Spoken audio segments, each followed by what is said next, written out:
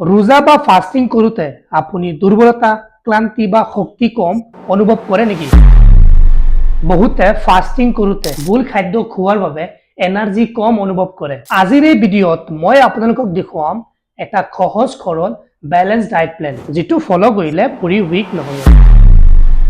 এই ডায়েট প্লেনটো কেৱল 60 আৰু 70 কেজি মানুহৰ বাবেই নহয়, 35, 45 আৰু 55 কেজি ওজনৰ মানুহেও এই ডায়েট প্লেনটো ফলো কৰিব পাৰিব। মাত্ৰ পৰিমাণটো এডজাষ্ট কৰিব লাগিব।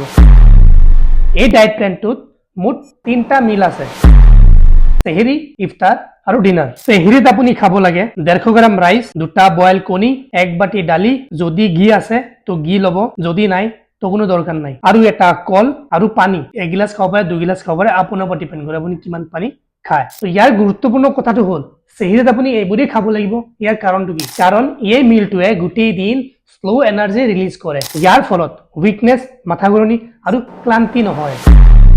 তো বলক আমি এতিয়া ইফতাৰলৈ যাওঁ। যেতিয়া আপুনি ৰোজা খুলিব, 2টা খেজুৰ খাব, লগতে 1 গিলাচ পানী। আপুনি নেমু পানীও খাব পাৰে। তাৰপিছত আপুনি নামাজ পঢ়িব। নামাজৰ পৰা আহি আপুনি খাব 2টা ৰুটি আৰু এটা কণী, লগতে ভেজিটেবল চব্জি।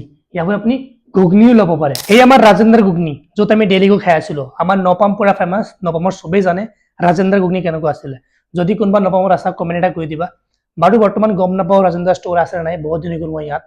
তো বলক আমি এতিয়া টপিকলৈ যাওঁ। এতিয়া ইয়াতো এটা কাৰণ আহিছে, আমি ইফতাৰত এইবোৰ কিয় খাম, খালে কি হ'ব? ৰোজা খোলোতে ব্লাড চুগাৰ নৰ্মেল কৰিব লাগে। ইয়াৰ ফলত ছাডেন উইকনেছ আৰু এই চক্কৰ যে আহে, এইবোৰ নাহে। তো বলক এতিয়া আমি ডিনাৰলৈ যাওঁ। ডিনাৰ সদায় অলপ লাইট খাব লাগে। আপুনি 100 পৰা 150 গ্ৰাম ৰাইচ খাব, 1 বাটি চব্জি, ভেজিটেবল, চিকেন, ফিছ, এনি, 1 বাটি দালি ল'ব পাৰে আৰু এটা কণী। তো ইয়াতো এটা কাৰণ আহি গ'ল, ডিনাৰত আমি এইবোৰ কিয় খাব লাগে আৰু খালে কি হ'ব? লাইট ডিনাৰ খোৱাৰ কাৰণ হ'ল, আমি চবেই জানো ৰাতি আমাৰ ডাইজেশ্যন চিষ্টেমটো শ্ল' থাকে। ডাইজেষ্টটো ভালকে হ'ব কাৰণে আমি ৰাতি লাইট ডিনাৰ কৰিব লাগে। বেছি হেভি ডিনাৰ কৰিলে পিছদিনাখন আপোনাৰ বহুত অসুবিধা হ'ব পাৰে। যদি আপোনাৰ ওজন 35 পৰা 55 কেজিলৈকে আছে, তেতিয়াহ'লে আপুনি চেম ডায়েট ফলো কৰিব পাৰে।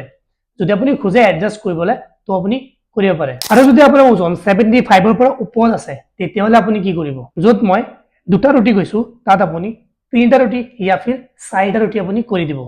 য'ত মই 150 গ্ৰাম ৰাইচ কৰিছোঁ, তাত আপুনি 200 গ্ৰাম ৰাইচ কৰি ল'ব। কাৰণ আপোনাৰ বডিৰ মেইনটেনেন্স কেলৰিজ অলপ বেছি। এই সম্পূৰ্ণ ডায়েট প্লেনটো প্ৰায় 1500 পৰা 1600 কেলৰিত আছে। এইটো মিনিমাম কেলৰি হয়, বাট প্ৰপাৰ নিউট্ৰিশ্যন আছে। যদি আপুনি এই ডায়েট প্লেনটো ফলো কৰে, তো কি হ'ব? এই ডায়েট প্লেনটো ফলো কৰিলে বডি উইক নহয়, এনাৰ্জি ষ্টেবল থাকিব, ফাস্টিং সহজ হ'ব, সকলো ওজনৰ মানুহৰ বাবে ছেফ। যদি আপোনাৰ কনফিউজন আছে, ইয়াত ডিফাৰেন্স টাইপৰ প্লেন লাগে, মোক কমেণ্ট কৰিব। এই ধৰণৰ সহজ ডায়েট প্লেন আৰু হেল্থি টিপছ বিচাৰিলে চেনেলটো ছাবস্ক্ৰাইব কৰক। ভিডিঅ'টো ভাল লাগিলে লাইক, শ্বেয়াৰ আৰু ছেভ কৰাটো নাপাহৰিব।